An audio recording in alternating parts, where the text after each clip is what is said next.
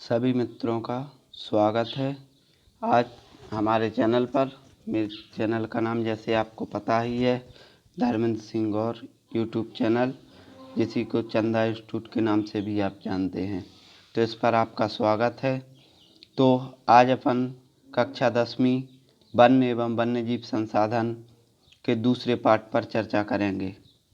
तो ये दूसरा पाठ वन एवं वन्यजीव संसाधन। तो वन एवं वन्यजीव, तो वन जैसे वो हिस्सा जहाँ पर वन है और उसमें रहने वाले जीव, ये होता है अपना पाठ वन्यजीव एवं वन्यजीव संसाधन। तो आज इसके बारे में चर्चा करेंगे।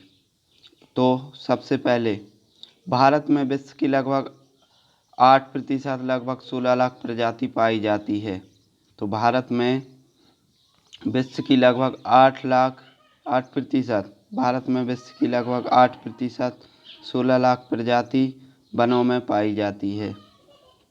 ठीक है, तो भारत में विश्व की कितनी, लगभग 8%, और इसकी संख्या कितनी है, लगभग 16 लाख। तो ये प्रजाति भारत में पाई जाती है। इसके अलावा अनुमान भारत में 10% वन तथा 20% प्रजाति लुप्त होने को हैं।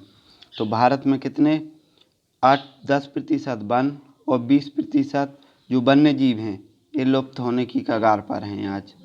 अब है भारत में 79.42 मिलियन हेक्टेयर भूमि पर वन है, जो कुल भौगोलिक क्षेत्रफल का 24.16% हैं। तो आज भारत में 79.42 मिलियन हेक्टेयर भूमि पर वन है, जो कुल भौगोलिक क्षेत्रफल का 24.16% है, जिसमें 12.2% सघन वन अभी लास्ट में बताएंगे, जिसमें 12.2% सघन वन, 9.14% खुला वन और 14% मैंग्रोव वन है। अब अगला, लुप्त होते वन्यजीव के लिए विश्व स्तर पर एक संघ की स्थापना की हुई, जिसका कार्यालय नैरोबी कीनिया में है। तो नैरोबी कीनिया में है, तो कौन सी, इसका नाम है IUCN। इसका फुल, जिसका कार्यालय नैरोबी में है, इसका फुल फॉर्म होता है इंटरनेशनल यूनियन फॉर कंजर्वेशन। तो इंटरनेशनल यूनियन फॉर कंजर्वेशन इसका पूरा नाम है। यह रेड डाटा बुक जारी करता है और रेड डाटा बुक जारी करने से जो लुप्त प्रकार की प्रजातियां हैं उसके बारे में यह वर्णन करता है। तो इसमें 6 प्रकार की प्रजातियां मुख्य रूप से रखी जाती हैं। नंबर 1 पर है सामान्य जातियां। ये वे जातियां हैं जिनकी संख्या जीवित रहने वाले के लिए सामान्य मानी जाती है, जैसे पशु, साल, चीड़ और कृंतक इत्यादि। नंबर 2 पर संकटग्रस्त जातियां, जिनको संकट बना हुआ है, जो खत्म होने की कगार पर हैं। और तो इसमें इसके अंतर्गत जो संकटग्रस्त जातियां हैं, ये वे जातियां हैं जो लुप्त होने का खतरा है, जिन पर विषम परिस्थितियों के कारण इनकी संख्या कम हुई है। यदि वे जारी रहती है तो एक दिन खत्म हो जाएंगी। तो इसके अंतर्गत आता है काला हिरण, मगरमच्छ, भारतीय जंगली गधा, गेंडा, सिरपुच्छ वाला बंदर, संगाई, मणिपुरी हिरण इत्यादि इस प्रकार की जातियां हैं। तो ये होता है दूसरा, संकटग्रस्त जातियां। नंबर 3 पर आता है सुभेद जातियां। सुभेद जातियां, ये वे जातियां हैं जिनकी संख्या घट रही है। यदि इनकी संख्या इसी तरह घटती रही तो एक दिन ये संकटग्रस्त जातियों की सूची में चली जाएंगी। इसमें आती है नीली भेड़, एशियाई हाथी, गंगा की डॉल्फिन इत्यादि ये प्रकार की जातियां हैं। इसके बाद है दुर्लभ जातियां। तो इन जातियों की संख्या बहुत कम है और ये अब नाम मात्र के लिए बची हैं। दुर्लभ जातियां अब नाम मात्र को बची हैं, ये अब दिखाई भी नहीं देती। तो ये है दुर्लभ जातियां। फिर दुर्लभ के बाद है स्थानिक जातियां।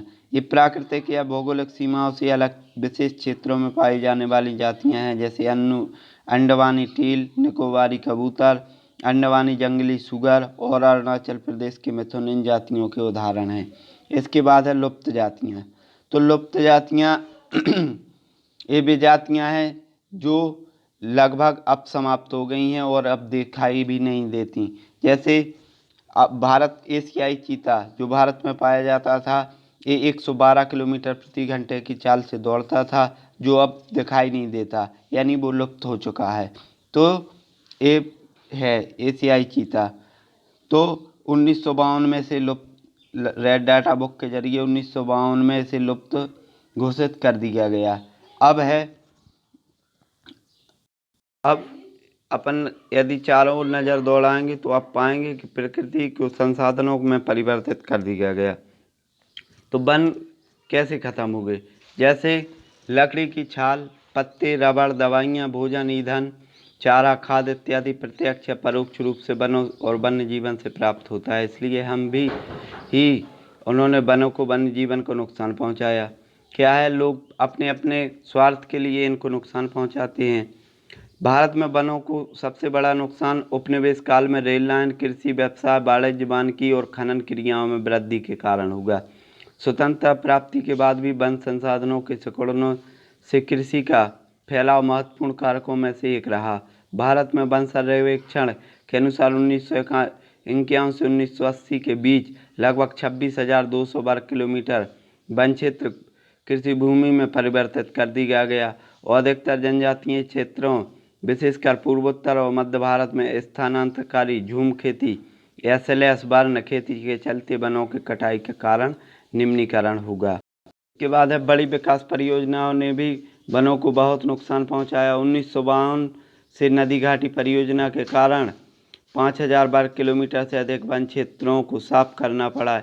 यह प्रक्रिया अभी भी जारी है और मध्य प्रदेश में 4 लाख हेक्टेयर से अधिक वन क्षेत्र नर्मदा सागर परियोजना के पूर्ण हो जाने से जलमग्न हो जाएगा। वनों की बर्बादी में खनन में भी महत्वपूर्ण भूमिका निभाई है। पश्चिमी बंगाल में बक्सा टाइगर रिजर्व डोलोमाइट के खनन के कारण गंभीर खतरे में है। इससे कई प्रजातियों के प्राकृतिक आवासों को नुकसान पहुंचाया है और कई जातियां, जिसमें भारतीय हाथी भी शामिल है, आवागमन मार्ग को बाधित किया है। तो ये अब है, कई प्रकार के वनों को जैसे दवा बनाने के लिए, जैसे हिमालयी अब है, इसको पेड़ की छाल, पत्तियों और टहनियों से कई प्रकार की दवाएं बनाई जाती हैं, और लेकिन अब इसको काट दिया गया है और ये सुभेद जातियों में आ गया है, मतलब अब ये दिखाई नहीं देता। अब है जैसे भारत में वन, तो भारत में 3 प्रकार के वन पाए जाते हैं। नंबर 1 पर है वर्गीकृत,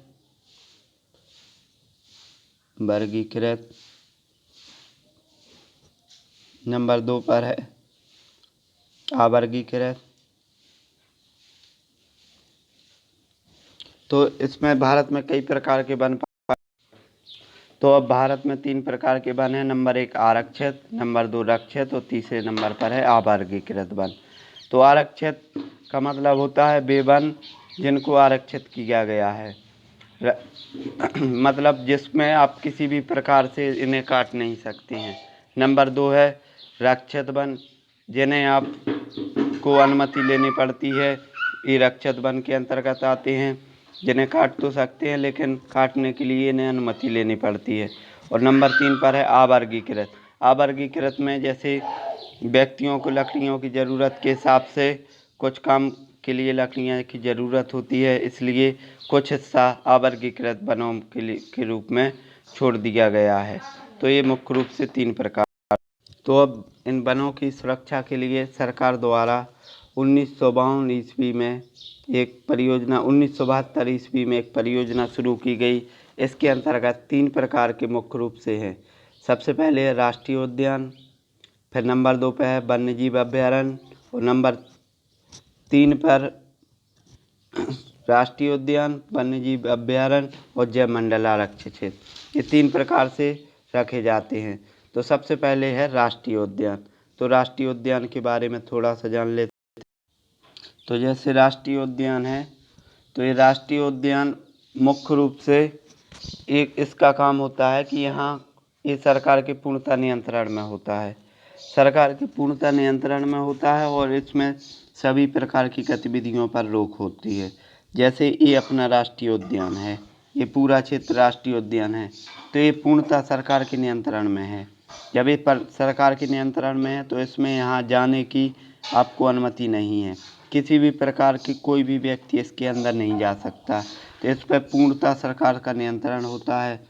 और दूसरे नंबर, इस पर सभी प्रकार की मानव गतिविधि पर रोक है, यानी मानव इसके अंदर प्रवेश नहीं कर सकता है। तो ये होता है पहला राष्ट्रीय उद्यान। ठीक है। तो वन्य जीव अभ्यारण्य, तो ये वन्य जीव अभ्यारण्य क्या होता है? तो ये वन्य जीव अभ्यारण्य, ये जो वन्य जीव अभ्यारण्य है इसमें,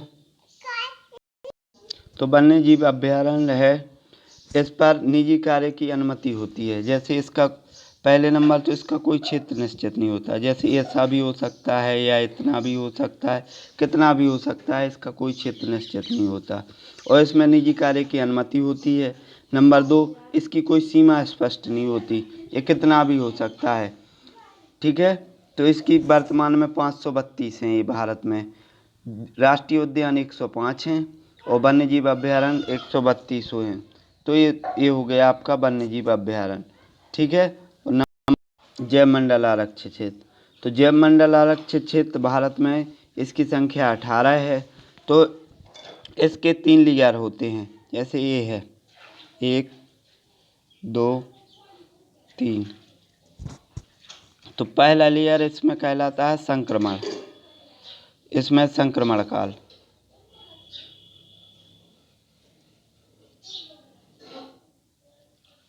पहला है संक्रमण काल।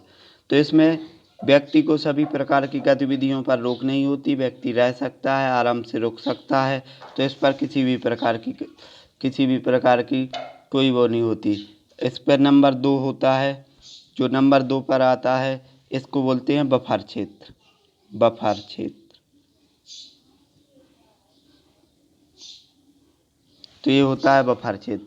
तो इस बफर क्षेत्र में व्यक्ति को अनुमति लेनी पड़ती है अंदर जाने के लिए। अब पहला होता है संक्रमण काल। तो संक्रमण काल में, तो संक्रमण क्षेत्र है। तो संक्रमण क्षेत्र में ये पहला, ये जो आप यहाँ देख रहे हैं, इसमें व्यक्ति की गतिविधियों पर रोक नहीं रहती। इसमें व्यक्ति मकान भी बना सकता है और रह भी सकता है। नंबर दूसरे पर आता है बफर क्षेत्र। तो ये बफर क्षेत्र है, ये जो दूसरा, इसमें व्यक्ति को अगर अंदर जाना है तो उस पर अनुमति लेनी पड़ेगी। और ये नंबर तीसरा होता है, इसे बोलते हैं किरोड़ या कोड। ठीक है। तो इसमें एक कोड होता है, इसमें व्यक्ति को किसी भी प्रकार से अंदर जाने की अनुमति नहीं होती है, ना ही इसका परमिशन मिलता है, इसके अंदर कोई भी व्यक्ति नहीं जा सकता है। तो ये होते हैं जैव मंडल आरक्षित क्षेत्र। अब आगे अपन चर्चा करेंगे। अब आप मैप के थ्रू देख सकते हैं भारत के राष्ट्रीय उद्यान। तो भारत के राष्ट्रीय उद्यान सबसे पहले अपन ऊपर से देखते हैं। सबसे पहले आते हैं यहाँ, ये हिस्सा देख रहे हैं आप, ये जम्मू कश्मीर। तो जम्मू कश्मीर में 3 हैं, हिमेश, किश्तवाड़, सलीम अली और दाचीगाम। ये 4 प्रमुख रूप से जम्मू कश्मीर में ये राष्ट्रीय उद्यान हैं। तो हिमेश भारत का सबसे बड़ा राष्ट्रीय उद्यान है। हिमेश भारत का सबसे बड़ा राष्ट्रीय उद्यान है। तो ये हो गया जम्मू कश्मीर। इसके बाद अपन नंबर 2 पर आते हैं यहाँ, ये राजस्थान। तो राजस्थान में मुख्य रूप से 3 हैं। नंबर 1 घाना, नंबर 2 रणथंभौर और नंबर 3 सरिस्का। तो घाना, रणथंभौर और सरिस्का, ये मुख्य 3 रूप हैं। जो 3 हैं ये हैं कहाँ पर? ये राजस्थान में हैं। अब नंबर 3 पर आते हैं यहाँ गुजरात। ये एरिया देख रहे हैं आप, गुजरात का है। तो गुजरात में 3 हैं, गिरवन और कच्छ। तो गिरवन में एशियाई बब्बर शेर पाए जाते हैं और कच्छ के रण में जंगली गधे पाए जाते हैं। तो इनके संरक्षण के लिए बनाया गया है। तो ये हो गया गिरवन। इसके बाद आते हैं महाराष्ट्र। तो महाराष्ट्र में आपको सिर्फ 2 याद करने हैं, पेंच और सह्याद्री। तो पेंच कहाँ कहाँ है? तो पेंच मध्य प्रदेश और महाराष्ट्र दोनों के अंदर है, मध्य प्रदेश और महाराष्ट्र में लगा हुआ है।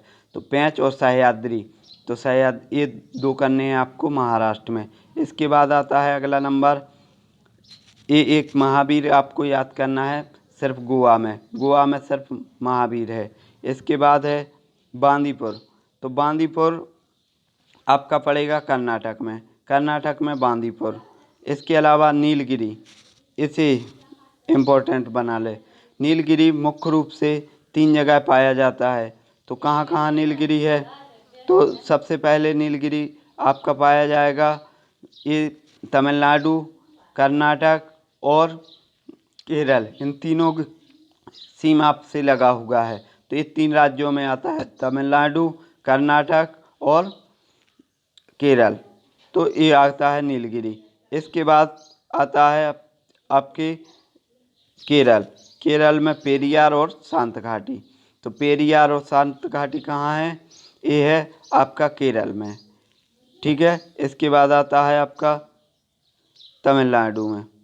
तो तमिलनाडु में ये हिस्सा देख रहे हैं आप। तो इसमें है मन्नार की खाड़ी और इंदिरा गांधी। मन्नार की खाड़ी और इंदिरा गांधी कहाँ है? तमिलनाडु में। ठीक है। इसके बाद है आंध्र प्रदेश में नागार्जुन सागर। नागार्जुन सागर है आपका आंध्र प्रदेश में। ये हिस्सा है आंध्र प्रदेश का, देखो ये हिस्सा। तो यहाँ पर है नागार्जुन सागर। तो ठीक है, ये बाघ के लिए सबसे बड़ा राष्ट्रीय उद्यान है। ठीक है। इसके बाद आते हैं आप ये यहाँ। तो यहाँ आता है अचानकमार और इंद्रावती। अचानकमार इंद्रावती कहाँ है? ये हिस्सा छत्तीसगढ़। छत्तीसगढ़ में है अचानकमार और इंद्रावती। छत्तीसगढ़ में कौन है मुख्य रूप से? 2, अचानकमार और इंद्रावती। ये छत्तीसगढ़ में है। इसके बाद आते हैं ये मध्य प्रदेश। तो मध्य प्रदेश में कौन कौन है? जैवलबरी, कान्हा, बांधवगढ़, सतपुड़ा, पन्ना और एक पेंच। पेंच अपन ने पढ़ा था महाराष्ट्र में, वो दोनों में है, मध्य प्रदेश और महाराष्ट्र में। तो कानवरी, कान्हा, बांधवगढ़, सतपुड़ा और पन्ना, ये मुख्य रूप से है मध्य प्रदेश में। इसके बाद आते हैं उड़ीसा। उड़ीसा में है सिमलीपाल, भितरकनिका और चिल्का सतकोशिया। चिल्का सतकोशिया। तो सिमलीपाल, भितरकनिका और चिल्का सतकोशिया, ये आ जाएंगे आपके उड़ीसा में। ठीक है। फिर यहीं पर मैंग्रोव वन पाए जाते हैं सुंदरबन में। भारत में सिर्फ इसी जगह पर मैंग्रोव वन पाए जाते हैं। तो ये आ जाता है आपका सुंदरबन है जो, वो पाया जाएगा आपका पश्चिमी बंगाल में। ये देखो हिस्सा पश्चिमी बंगाल का है, यहाँ पाया जाएगा मैंग्रोव। इसके बाद आते हैं उत्तर प्रदेश। उत्तर प्रदेश। तो उत्तर प्रदेश में है दुधवा, चंद्रप्रभा और पीलीभीत। उत्तर प्रदेश में कौन कौन है? दुधवा, चंद्रप्रभा और पीलीभीत, ये उत्तर प्रदेश में आ गया। अब आता है आपका हरियाणा। हरियाणा में एक ही है सुल्तानपुर। ठीक है, हरियाणा में एक ही है सुल्तानपुर। इसके बाद आते हैं उत्तराखंड। तो उत्तराखंड में आपको ये 3 याद करने हैं, नंदा देवी, जिम कॉर्बेट और राजा जी। तो जैसे आपको पता है कि जिम कॉर्बेट भारत का सबसे पुराना राष्ट्रीय उद्यान है। इसकी स्थापना 1937 में हेली नेशनल पार्क के रूप में हुई, जिसे बाद में 1952 में इसे जिम कॉर्बेट पार्क के नाम से जाना जाने लगा। ठीक है। इसके बाद आते हैं आप इस क्षेत्र में असम। तो असम में आपको याद करना है ये कांजीरंगा, मानस। तो कांजीरंगा, मानस ये दोनों असम में आ जाएंगे। और ओरंग। कांजीरंगा असम का एरिया पड़ेगा आपका यहाँ। तो इसमें आएगा कांजीरंगा और मानस और असम। ठीक है, ये आ जाएगा असम में। फिर ये आपका एक क्षेत्र दिख रहा है कंचनजंगा। तो कंचनजंगा छोटी कहाँ पर पड़ती है? सिक्किम में। ये एरिया आ जाएगा सिक्किम। तो सिक्किम में सिर्फ एक ही याद करना है, कंचनजंगा। फिर इसके बाद आते हैं अरुणाचल प्रदेश में नामदफा। ठीक है। फिर मेघालय में नाकरेक। मेघालय, ये मेघालय में है नाकरेक। फिर ठीक है। फिर आ जाता है ये दम्फा। दम्फा आ जाएगा मिजोरम में। तो इस तरह से हमें सारे इसको कम से कम 2 बार ज़रूर देखें और इसको ज़्यादा से ज़्यादा शेयर करें, सब्सक्राइब करें और लाइक करें, और जिससे अगले वीडियो की नोटिफिकेशन आपको मिलती रहे। तो इस तरह से आज आपका दूसरा चैप्टर कंप्लीट